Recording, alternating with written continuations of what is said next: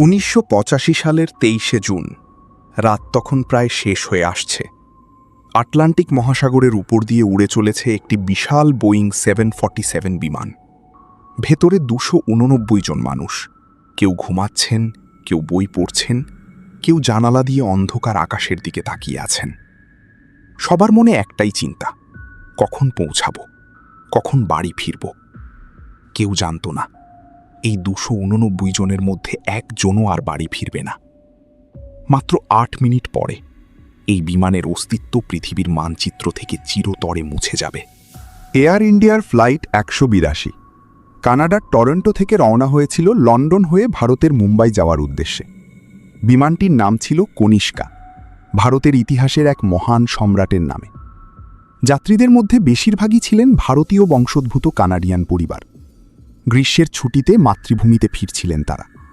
ছিলেন বৃদ্ধ দাদা দাদি, তরুণ দম্পতি এবং অনেক অনেক শিশু। সেদিনের যাত্রীদের মধ্যে একজন ছিলেন ৩৫ বছর বয়সী সুনিতা মেহতা। তিনি তার ২ ছেলেকে নিয়ে মুম্বাইয়ে তার মাকে দেখাতে যাচ্ছিলেন। ছেলেদের বয়স মাত্র ৬ আর ৯ বছর। উড়োজাহাজে ওঠার আগে ছেলে দুটো কতটা উত্তেজিত ছিল তা বলার অপেক্ষা রাখে না। সেই উত্তেজনাই ছিল তাদের শেষ অনুভূতি। বিস্ফোরণের পর বিমানটি সাথে সাথে ধ্বংস হয়নি, এটাই সবচেয়ে কষ্টের কথা। বিমানটি ধীরে ধীরে ভাঙতে শুরু করল। ৩১,০০০ ফিট উচ্চতা থেকে টুকরো টুকরো হয়ে নিচে পড়তে লাগল। প্রথম মিনিট, কেবিনের ভেতরে চাপ হঠাৎ কমে গেল। অক্সিজেন মাস্ক নেমে এলো। যাত্রীরা বুঝতে পারলেন কিছু একটা ভয়ঙ্কর ঘটছে। দ্বিতীয় মিনিট, বিমানের একটি অংশ বিচ্ছিন্ন হয়ে গেল। শিশুদের চিৎকার, মানুষের আর্তনাদ আটলান্টিকের ঠান্ডা বাতাসে মিলিয়ে গেল। তৃতীয় থেকে অষ্টম মিনিট, বিমানের ধ্বংসাবশেষ ও মানুষের দেহ ৩১,০০০ ফিট উচ্চতা থেকে আটলান্টিক মহাসাগরের বুকে আছড়ে পড়তে লাগল। আটলান্টিকের যে অংশে তারা পড়েছিল সেখানে পানির গভীরতা ছিল ৬,৭০০ ফুটেরও বেশি। মাত্র ৮ মিনিটে ২৮৯টি জীবন্ত মানুষ পরিণত হল ইতিহাসের এক করুণ অধ্যায়ে। বিমানটি যখন আয়ারল্যান্ডের আটলান্টিক উপকূলের কাছাকাছি পৌঁছায় তখন সময় ছিল ভোর ৭টা ১৪ মিনিট। পাইলট হঠাৎ অনুভব করলেন কিছু একটা ঠিক নেই, কিন্তু তিনি কিছু বলার আগেই একটা বিকট শব্দ, বিমানের পেটের ভেতর থেকে ভয়ঙ্কর একটা বিস্ফোরণ ঘটল। মুহূর্তের মধ্যে বিমানের নিচের কার্গো বে ছিন্ন ভিন্ন হয়ে গেল। এয়ার ট্রাফিক কন্ট্রোল রুমে বসা অফিসাররা হঠাৎ দেখলেন রাডার স্ক্রিন থেকে ফ্লাইট ১৮২ চিহ্ন ধীরে ধীরে মিলিয়ে যাচ্ছে। তারা বারবার ডাকলেন, কনিষ্কা, কনিষ্কা, রেসপন্ড করুন।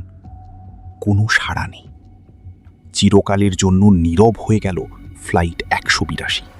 উদ্ধারকারী দলগুলো যখন ঘটনাস্থলে পৌঁছালো তখন শুধু ভাসছিল বিমানের ছোট ছোট টুকরো, লাগেজ আর মানুষের পোশাক।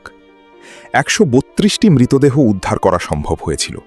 বাকি ১৫৭ জনকে সমুদ্র চিরতরে গ্রাস করে নিয়েছিল। কানাডা জুড়ে নেমে এলো শোকের ছায়া। হাজার হাজার পরিবার অপেক্ষা করছিল বিমানবন্দরে, কিন্তু তাদের প্রিয়জনেরা আর ফিরে আসেনি। সুনিতা মেহতার মা মুম্বাই বিমানবন্দরে ঘণ্টার পর ঘণ্টা অপেক্ষা করেছিলেন মেয়ে আর নাতিদের জন্য। তারা আর আসেনি। তদন্তে যা বেরিয়ে এলো তা শুনলে আপনার রক্ত ঠান্ডা হয়ে যাবে। এটি কোনো দুর্ঘটনা ছিল না, এটি ছিল পরিকল্পিত হত্যাকাণ্ড। বিমানের কার্গোতে একটি বোমা লুকিয়ে রাখা হয়েছিল, একটি সাধারণ ট্রানজিস্টার রেডিওর ভেতরে। সেই বোমাটি টাইমারে সেট করা ছিল, নির্দিষ্ট সময়ে বিস্ফোরিত হওয়ার জন্য। যারা এই বোমা পেতেছিল তারা জানত বিমানে শিশু আছে, জানত নিরীহ মানুষ আছে, তবুও তারা থামেনি।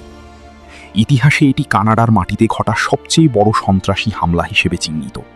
২৮৯ জন মানুষ সেদিন বাড়ি ফিরতে চেয়েছিলেন। তারা স্বপ্ন দেখেছিলেন, ভালোবাসার মানুষদের মুখ দেখার অপেক্ষায় ছিলেন। কিন্তু কিছু মানুষের ঘৃণা তাদের সেই সুযোগটুকুও দেয়নি। আজও আটলান্টিকের গভীরে ঘুমিয়ে আছে ফ্লাইট ১৮২ এর স্মৃতি।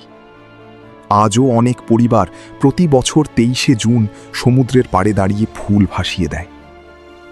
এই ভিডিওটি তাদের স্মৃতির প্রতি একটি ছোট্ট শ্রদ্ধাঞ্জলি।